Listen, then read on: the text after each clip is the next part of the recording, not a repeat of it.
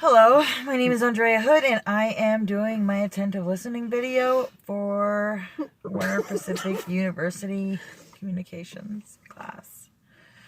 Hey, Jessica. So can we talk about an issue that maybe has been going on? Yeah, I think right now one of the biggest issues that I have is time management. I'm working full time. There's a lot of kids.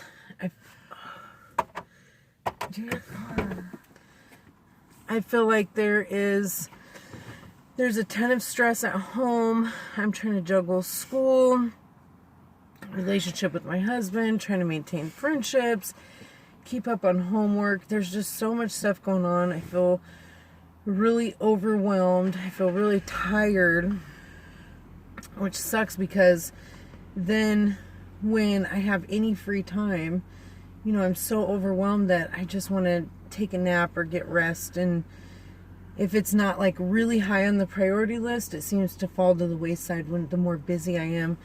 And unfortunately, sometimes that's spending time with the kids individually or doing stuff that I really do care about, but because it's not like this urgent and important thing. So I'm just kind of dealing with how to juggle all these things, how to still make everybody feel like they're important in my life, and on top of all that, how to put myself first or give myself some kind of self-care where I actually feel important, So it's just been pretty overwhelming. I can't wait till school's over with. I'm getting ready to have a baby. That's like another big change life event that's happening. So, time management and my priorities lately I've just been kind of struggling with how to prioritize. Sounds like you have a really busy life. It sounds like you've been doing a really good job juggling a lot of things all at once. I can tell you're a very resourceful person, and that this is something that's very important for you to change. Yeah. And I'm not really sure where to start. I have some ideas on what kind of change, little things I can do to make everybody kind of feel equally important in my life. I just have a lot of relationships to maintain, from the kids to parents to teachers to coworkers. So sometimes my struggle is if I'm focused on one, then that means one has to suffer. Yeah. And it's constantly like, if I take one kid, like I'm going to spend some time with them, then there's 6 other kids that are like, that's not fair. Yeah. So if I'm spending time with my husband, then all the kids feel like that. If I'm spending time with the kids, then my husband, so. And if I'm spending time with any of those people, I'm not doing homework, So Right. It just is kind of, I'm not really sure. Well, can you think of just one small change that would be like one small step towards your goals?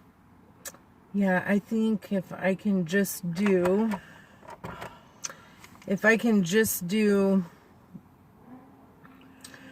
1 hour a week of self-care where I get some sort of quiet peace. Nobody's asking me to do anything. I'm not being demanded of anything, whether that's attention or cooking dinner or work or school.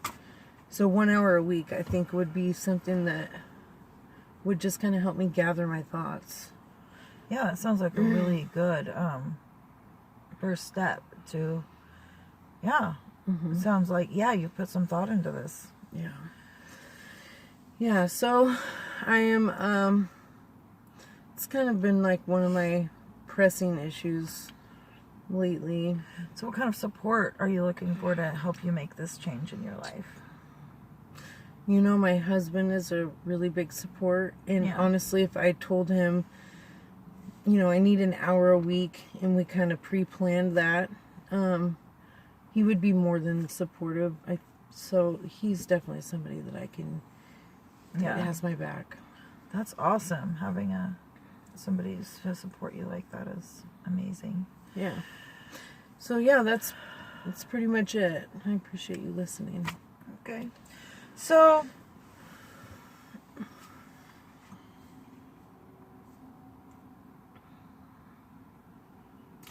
can you tell me a little bit about your experience as the speaker and your experience of being heard and understood, and maybe some feedback, maybe what was challenging about the way in which I was listening? I felt like you were definitely listening. You were engaged. I really liked how you asked some provoking questions to kind of make me think a little further. And maybe it's something I haven't thought about. For example, what's one tiny step you can do instead of how do you fix the whole problem? Yeah. So I really appreciated the questions you're asking. Was confirmation she's paying attention and she's interested. So it felt like you were definitely listening to me, and I felt supported. So some of my experience as the listener was one of the things that my natural go-to is I want to fix it, or I want to give advice, or I want to say, hey, why don't you try this or that, or this might work. But really the whole idea of being a listener is just that, just listening. If somebody asks me for advice, that's when I should, try to give the advice if I can, or if I can't, just say, hey, I don't have the answer. I don't know what advice to give you, but just really slowing down and listening and not trying to be a counselor, because I'm not a counselor. And with that, I'm going to conclude my video.